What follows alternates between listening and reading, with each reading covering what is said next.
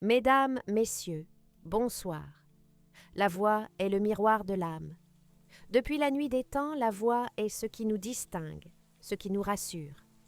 La voix d'une mère qui berce son enfant, la voix d'un ami au téléphone, la voix d'un être cher qui nous dit « Je t'aime ».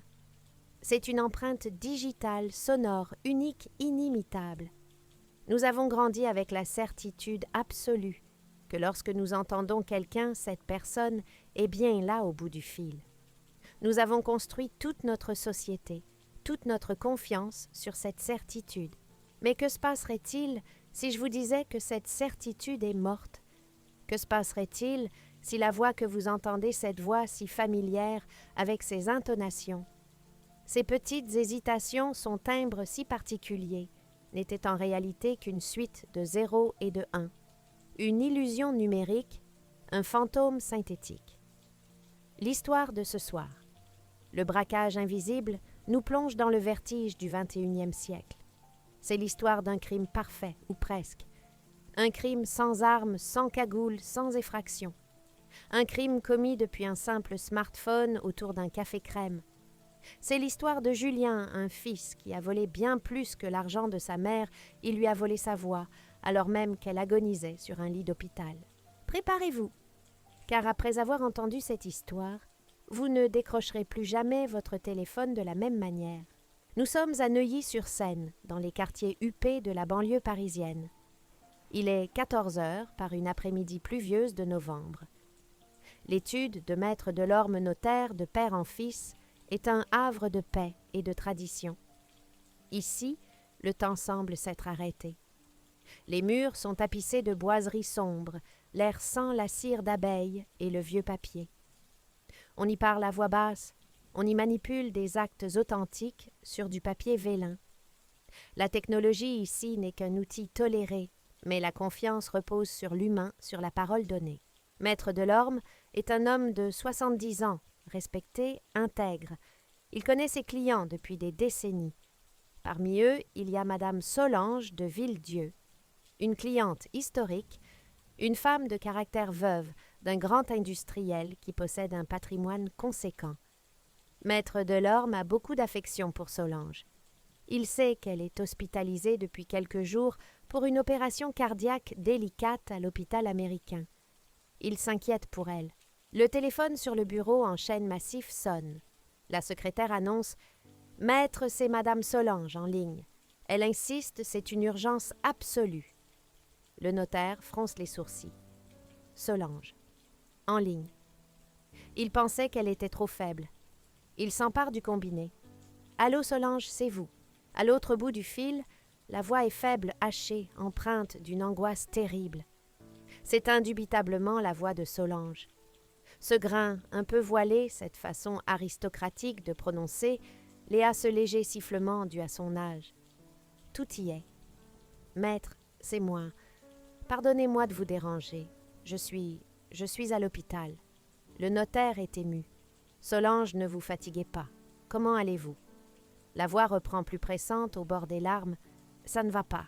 Les médecins, ils disent que mon cœur lâche. Je dois être opérée ce soir. Une technique expérimentale, non remboursée. Il faut payer tout de suite, sinon, ils ne m'opèrent pas. J'ai peur, Jacques. J'ai si peur. Jacques Delorme, bouleversé par cette familiarité soudaine et par la détresse de sa vieille amie, se redresse. Calmez-vous, Solange. Dites-moi ce qu'il faut faire. J'ai besoin de liquidités. J'ai changé d'avis pour la vente du terrain de Deauville. L'argent qui est sur le compte séquestre, les 100 000 €, virez-les immédiatement sur le compte de Julien. Mon fils. C'est lui qui gère. Il doit payer le chirurgien avant 16 heures. Je vous en supplie. C'est une question de vie ou de mort. Le notaire hésite une seconde. Virer de l'argent à un tiers. C'est contraire aux procédures habituelles. Mais c'est Solange. Il reconnaît sa voix. Il sent sa peur. Et Julien est son fils unique, même si elle s'en plaignait souvent. Dans l'urgence médicale, le formalisme s'efface devant l'humanité. Entendu, Solange? Je fais le virement CEPA instantané immédiatement. Ne vous inquiétez pas. Reposez-vous. Merci, Jacques. Vous me sauvez. murmure la voix avant de raccrocher dans un soupir d'épuisement. Maître Delorme repose le combiné la main tremblante. Il appelle sa comptable. Faites un virement urgent de 100 000 € sur le RIB de M. Julien de Villedieu. Motif, urgence médicale. Je couvre. L'argent part. En quelques secondes, 100 000 € traversent le cyberespace pour atterrir sur le compte du fils. Maître Delorme se rassied le sentiment du devoir accompli. Il pense avoir sauvé la vie de sa cliente. Il ignore qu'à cet instant précis, à quelques kilomètres de là, dans une chambre stérile de l'hôpital américain, la vraie Solange de Villedieu gît inerte. Elle est plongée dans un coma artificiel profond. Un tube en plastique sort de sa bouche, elle est intubée ventilée. Ses cordes vocales sont bloquées par le respirateur. Elle est physiquement incapable d'émettre le moindre son, et encore moins de passer un coup de fil. Solange est murée dans le silence. Pourtant, sa voix vient de résonner dans le bureau du notaire. Bienvenue dans l'ère de l'horreur technologique. Qui est le chef d'orchestre de cette macabre symphonie? Il s'appelle Julien, 35 ans, le fils unique. Si vous le croisiez dans la rue, vous ne le remarqueriez pas. Il porte des jeans de marque, des baskets à la mode. Il a toujours le nez sur son smartphone. C'est un enfant du numérique. Mais derrière cette apparence banale se cache une intelligence froide et calculatrice. Julien est ce qu'on appelle dans le milieu un black hat, un hacker malveillant, mais un hacker d'un genre nouveau. Il ne s'attaque pas aux serveurs du Pentagone, il s'attaque à l'humain. Julien déteste sa mère. C'est une haine rance nourrie par des années de frustration. Solange, femme de principes rigides, avait fini par couper les vivres à ce fils oisif qui n'avait jamais voulu travailler. Pire, Julien a découvert en fouillant dans les papiers de sa mère lors d'une visite le projet de testament. À sa mort, la quasi-totalité de la fortune, y compris la vente des biens immobiliers, devait aller à la Fondation pour la recherche médicale et à la SPA. Julien ne devait recevoir que la réserve héréditaire minimale bloquée dans une assurance vie dont il ne toucherait les fruits que 10 ans plus tard. Pour Julien, c'était inacceptable. C'était du vol. Son argent allait partir pour des chiens et des éprouvettes. Quand Solange a été hospitalisée en urgence, Julien a su que c'était le moment. Le compte à rebours était lancé. Si elle mourait, le testament s'appliquait. Il fallait récupérer le cash avant son décès. Mais comment, il n'avait pas procuration. Les banques modernes sont des forteresses double authentification, empreinte digitale, reconnaissance faciale. Mais Julien savait qu'il restait une faille humaine, le notaire. Ce vieil homme qui faisait confiance à ses oreilles. Julien a passé 3 nuits blanches. Il n'a pas dormi à l'hôpital au chevet de sa mère. Non, il était enfermé dans son appartement devant 3 écrans d'ordinateur. Il a exhumé les archives familiales. Des vieilles cassettes VHS numérisées, des messages vocaux laissés sur le répondeur des vidéos de vacances. Il avait besoin de matière. Il avait besoin de la voix de Solange. Il a isolé des heures d'enregistrement. « Allô, comment vas-tu » C'est Solange. « Je suis fatigué, Jacques. » Il a injecté ces données dans un logiciel d'intelligence artificielle, de clonage vocal, un voice cloning software disponible sur le dark web pour quelques centaines d'euros. L'IA a analysé le spectre sonore, la fréquence, le rythme, les tics de langage de Solange. En 24 heures, l'ordinateur avait appris à parler Solange. Julien n'avait plus qu'à taper du texte sur son clavier « Je veux virer 100 000 € ». Et l'ordinateur le prononçait avec la voix exacte, tremblante et fragile de sa mère mourante. Il a même ajouté des filtres de bruit de fond d'hôpital, des bips de moniteur cardiaque pour parfaire la mise en scène. C'était du grand art maléfique. Le virement est fait. Julien jubile. Il est assis à la terrasse d'un café juste en face de l'étude notariale. Il voit les gens entrer et sortir. Il boit un café crème, regarde son application bancaire. Le solde vient de bondir. Plus 100 000 €. C'est grisant. C'est trop facile. La cupidité est une drogue puissante. Julien se dit « Pourquoi s'arrêter là ?» Il reste encore 250 000 € sur le compte séquestre de la vente d'un appartement à Paris. Si le vieux notaire a avalé la première couleuvre, il avalera la seconde. Mais Julien commet l'erreur classique des criminels, l'excès de confiance. Il oublie le grain de sable. Ce grain de sable s'appelle Léa. Léa a 23 ans. Elle est stagiaire notaire en fin d'études. C'est une jeune femme brillante, sérieuse, issue de la génération Z. Elle a grandi avec les écrans, elle connaît les pièges du numérique. Dans l'après-midi, Maître Delorme, encore ému par son appel, demande à Léa d'archiver l'enregistrement de la conversation téléphonique.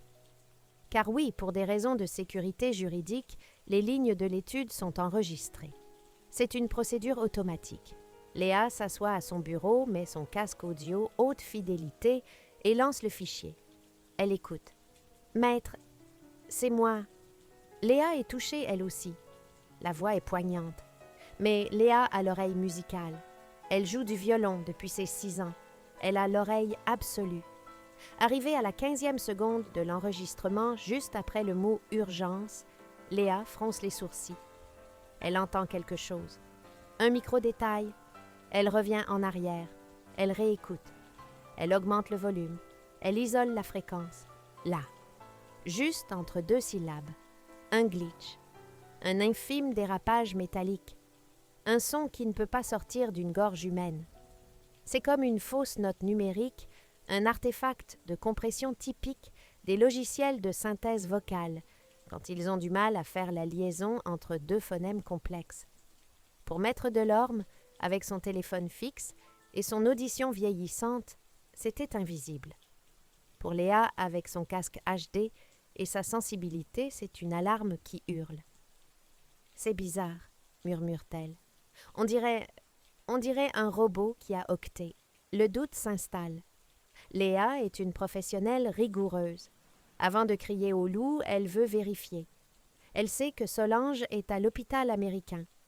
Elle décide d'appeler le standard de l'hôpital, se présentant comme l'étude notariale pour prendre des nouvelles administratives de la cliente. « Bonjour, ici l'étude de Maître Delorme.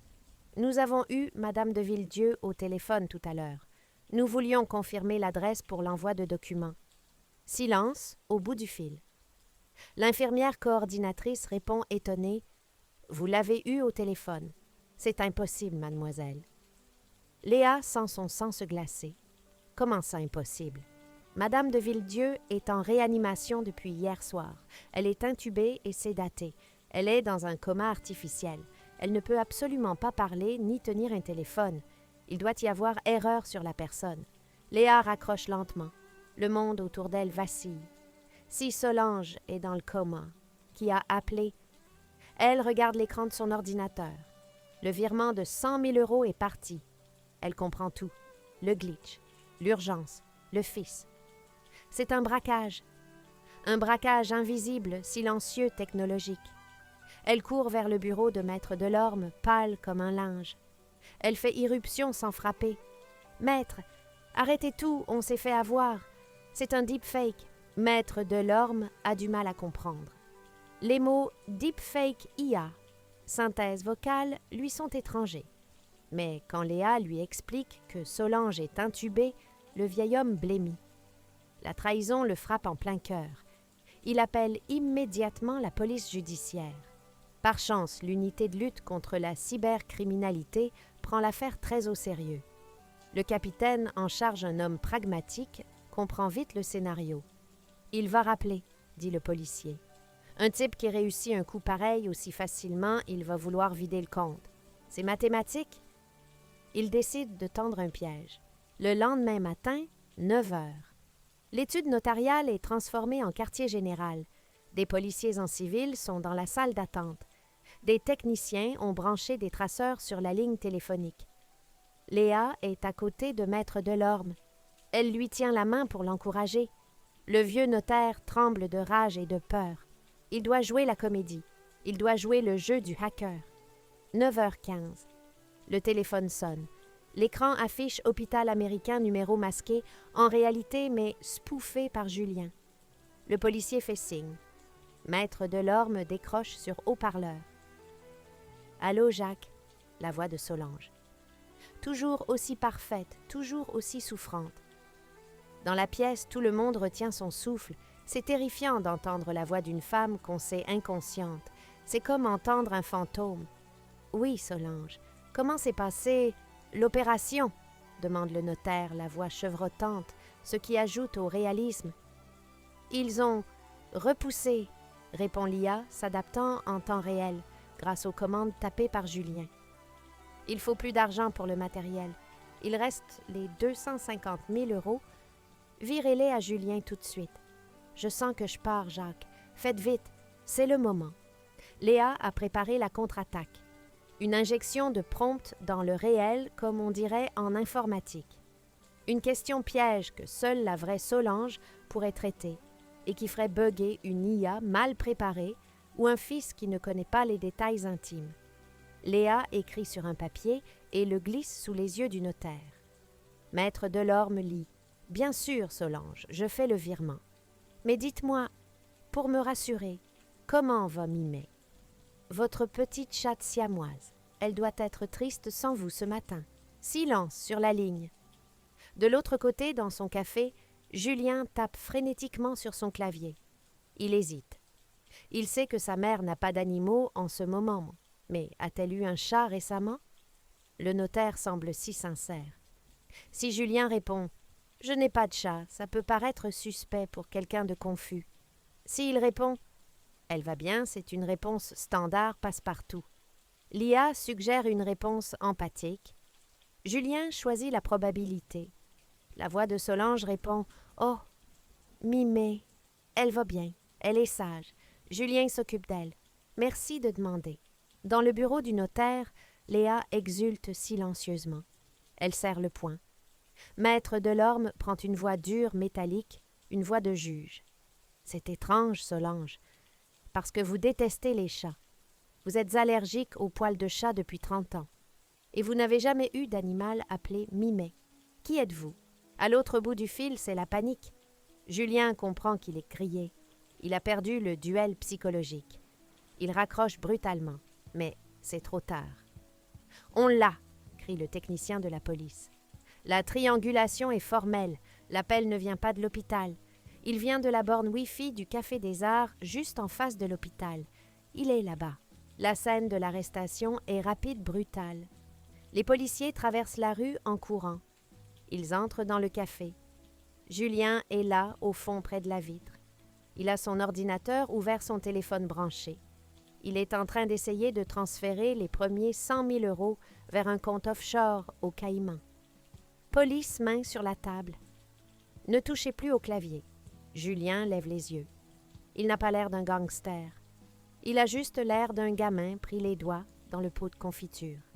Un pot de confiture numérique à 350 000 €. Sur son écran, le logiciel de clonage vocal est encore ouvert. On voit la forme d'onde de la voix de sa mère. Une ligne bleue qui ondule, le spectre de son âme volée. Julien est menotté, son matériel saisi. Le premier virement de 100 000 € est gelé in extremis par la banque alertée par la police. L'argent n'avait pas encore quitté l'espace européen. L'épilogue de cette histoire est à la fois tragique et fondateur. Solange de Villedieu est décédée 2 jours plus tard à l'hôpital, sans jamais être sortie du coma. Elle est partie sans savoir que son fils avait tenté de la dépouiller en utilisant sa propre voix. C'est peut-être mieux ainsi. Une dernière miséricorde. Son testament a été respecté à la lettre. Sa fortune est allée aux associations qu'elle avait choisies. Julien lui est entré dans l'histoire judiciaire française. Son procès a été le premier grand procès pour usurpation d'identité biométrique et escroquerie par intelligence artificielle. Il a été condamné à 4 ans de prison ferme et à une interdiction définitive d'exercer tout métier lié à l'informatique. Lors du procès, sa défense a tenté de plaider la folie technologique, l'ivresse du pouvoir virtuel. Le juge a répondu par une phrase cinglante « Monsieur, vous n'êtes pas un génie de l'informatique. Vous êtes simplement un fils indigne qui a violé ce qu'il y a de plus sacré chez un être humain, sa parole. » Mais cette affaire a eu une répercussion bien plus large. Elle a créé un électrochoc dans la profession notariale et bancaire. C'est ce qu'on appelle désormais la jurisprudence Villedieu. Aujourd'hui, si vous essayez de faire un virement important par téléphone, on ne se contentera plus de votre voix. Les notaires exigent désormais systématiquement un appel vidéo, une preuve de vie visuelle ou une authentification biométrique faciale. La voix ne suffit plus. L'innocence de l'écoute est perdue à jamais. Mesdames, messieurs, en rentrant chez vous ce soir, écoutez les messages sur votre répondeur. Écoutez la voix de vos proches. Profitez-en. Car dans ce monde où le faux devient indiscernable du vrai, la voix humaine authentique, celle qui vibre, celle qui hésite, celle qui vit, est devenue le trésor le plus fragile et le plus précieux qui soit. Méfiez-vous des apparences et surtout, méfiez-vous de ce que vous entendez. Bonne soirée.